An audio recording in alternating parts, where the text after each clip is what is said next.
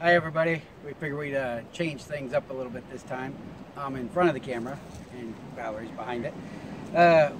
We did probably one of the projects that we really wanted to have done, but weren't really looking forward to doing today.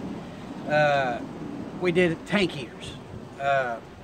We do a lot of boondocking, so we went ahead and got the 12 volt tank heaters. They come 12 volt or 120, you know, where you plug in for your shore power, and they even have a dual where you can flip back and forth.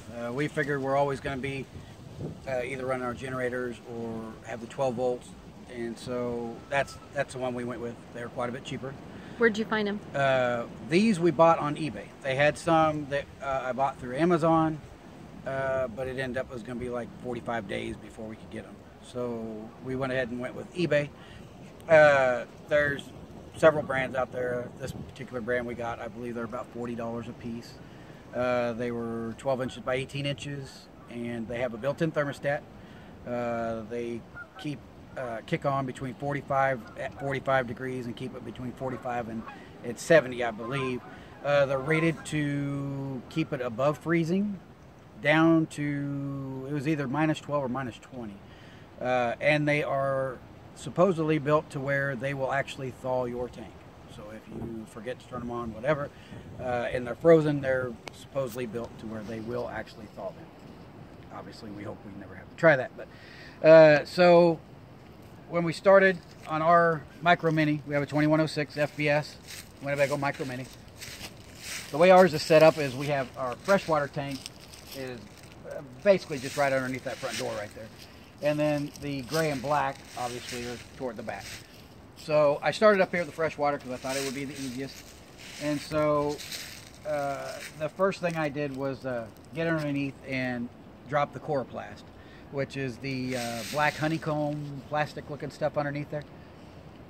It takes the S2 bit that virtually every screw on this camper has. And then it's got mounting brackets to basically hold it to the frame so it doesn't pull through. So I dropped everything. So if you want to look underneath here, when I dropped it, if you want, I'll take the camera just to show you real quick. When I dropped it, as you can see, that was our freshwater tank, and the pad is obviously the thing with the red and white wire coming out of it. So that's how we dropped the coroplast on the front. It was obviously the easiest one to do. I'll hand that back to Valerie. And then we moved around to the back, and it was the real booger. The back one was, obviously you have your drain pipes coming out for your gray and your black. So they kind of hold that coroplast up. And on our particular camper, the way it was hooked to the frame down here, our stabilizers, it was basically the frame, that coroplast, then stabilizer. So we actually had to unhook the stabilizer and take the bolts out just so I could drop that coroplast. I did not think the backside was going to be very fun at all. When I finally got it all dropped down, it actually wasn't near as bad as I thought it was. So once we got it dropped down, you can see that this is our black tank right here. It's got its pad on it. There's our gray tank right there. It's got its pad on it. And then we're all wired up. I have them all turned on right now after we hooked them up, and you can feel the heat. So they're actually working. That's a plus. So we left all that down just so we could show what they look like when they're put on the tank. They're really, I mean, once you get to the tank, they're really easy to do. They just they're 12 by 18, and the entire top surface is tacky. So what you do is you get underneath there and you clean your tank off with an alcohol-based cleaner, something. Clean the tank off, let it dry, and then you slide that into the lowest center point of your tank. Slide it, you peel the backing off so the entire thing's tacky. Slide it up underneath there, put it in, and then you just smooth it out, and it stays there, and it's adhered. So actually installing the pads was really easy. It's the getting to it to do it. I think it's at least on our camper. I think it's probably taken me 3 to 4 hours now, but a lot of that is I'm trying to run the wires underneath the camper, you know, through where the actual wires are themselves, rather than just kind of running it along the frame or something like that. So I've actually run the wires inside underneath the coroplast with all the other camper wires. Then came up through the opening and inside the camper where the water pump is. And we'll show you that right now. So we'll come on in here. Excuse the mess. Yeah, excuse the mess. We're in construction. I've been dragging leaves and dirt in all day, and I think I've been told about it once. So, More than once. So when in our particular camper, I'll turn this on. This is where we ended up mounting our switch. It's probably not the exact place that we'd want it, but with our camper, we just don't have a whole lot of spaces that are available to hook a control panel up like that. Your headlamp's on. Yeah, our actual controls for everything is up here, but there's just no room for everything. We've hooked our battery monitor up here, and there just wasn't a whole lot of room for it. So, but we wanted to have it a place where it's very obvious, because the thing about these heaters, I'm going to go ahead and turn them off. The thing about these heaters are, you never turn them on when the tank's empty. If you go dump or you don't have anything in your tanks at the time, do not turn those on, because that's a fire hazard. So you need to be kind of conscious about if they're on, they're off, when they're on. You're not supposed to turn them on when the temperature is above freezing, because obviously you don't need it. So these are definitely not a turn them on and forget them type thing.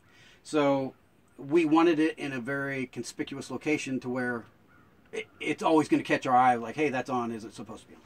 So anyway, this is where we end up putting it. And I'll turn my light on so you can see here. It looks like a bird's nest in here. Don't worry, we'll kind of straighten that out a little bit. But right over in here, this is obviously your water pump, or your pump for your water, fresh water. Over here on the left-hand side, you can kind of see that white flexible hose there.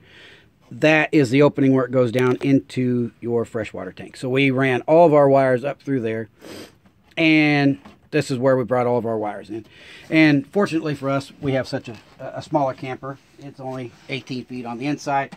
We were able to run our wiring underneath and straight over to, you know, the power of the camper. So what we did was we just let me just take that cover off real fast. What I did was I'd run all the wires for the power over here to the fuse box. These are supposed to be fused powered, so you don't want to just hardwire them in anywhere. And on our particular fuse box, we had a few open spots. So this 20 amp fuse right here, I wired this into our fuse block with the ground wires. And like I said, it was super convenient for us, because you know you only have 3 feet that you need to actually run the wire. So we ran it in there, fused it, came over here, we have our power. Now we're hooked up and we're ready to go. Now we just need to do all the finishing touches on putting the coroplast back on, putting everything back together, and obviously cleaning up this mess of wires down here. So how much did this cost? The pads themselves, I believe, were $40 a piece. Like I said, I ended up getting those from eBay because the Amazon one was really, it was going to take a long time. And do you remember the seller? The seller was Creative Product Group. They had very good reviews, and we can't say anything but good about them. I mean, we got them super fast.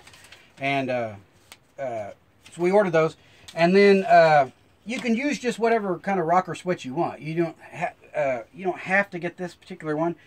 We got this particular one because I'm not sure if you can see it. If Valerie wants to go down there to see, you can see a little bit better. Turn my light on. We like this one because it's actually labeled fresh tank, gray tank, black tank. Rather than having to make labels or try to remember which one, we went ahead and got this one just because it's basically dummy proof, and trust us, we need that. And so we went with that one. It's an ultra heat. I believe it cost, I think it was $35 or $40 also. Ultra Heat makes the pads, and they get nothing but good reviews. They were a little pricey. That same pad is probably about $90 to $110. something like that. And then the ones that are the dual voltage, they're about $150. And not saying they're not worth it. It's just this particular pad that we got excellent reviews also. And so we went with those. But we did go with the Ultra Heat switches because of the labeling. We really like that labeling. And that, and then, obviously we had to buy some wire, to run wire, connect, and all that. So I think we spent, let's see, I guess I told you wrong. On the heaters, they were actually $25 a piece. So we got all 3 heaters for $75, or pads for $75. Like I said, I believe the switches were right around $40, so you're about $115, and I'd say probably $20 worth of wires and connectors, that type of thing. So realistically, for probably under $150, we got it all installed. Like I said, it's very doable. It's not fun, but and how much would it have been had we bought it? I hear, I believe there was a post on the Micro Minnie forum at one time. Which is the kind of camper we have. Yeah, which is the camper we have. I'm pretty sure I saw that they said that the pads themselves were $400. They would install it for right around $600 to $800, all said and done. You can order it from the factory that way, which obviously would be a lot easier for them because they can just do it. So we did it for $150. It wasn't a lot of fun, but it wasn't horrible either. Would I have spent $800 to do it so I wouldn't have to do it again? No, it wasn't that hard. And especially now, once we've did it and have a general idea of what it needs to be done to do it, no way. I mean, it's crazy to charge somebody that much to do that. And but like I said, we have a very small camper, so if you have a very large fifth wheel or a motor coach or even a larger bumper pull like we have, it might have been a little bit more work, but luckily for us, everything was fairly consolidated. So we'll let you know in a couple months or whatever.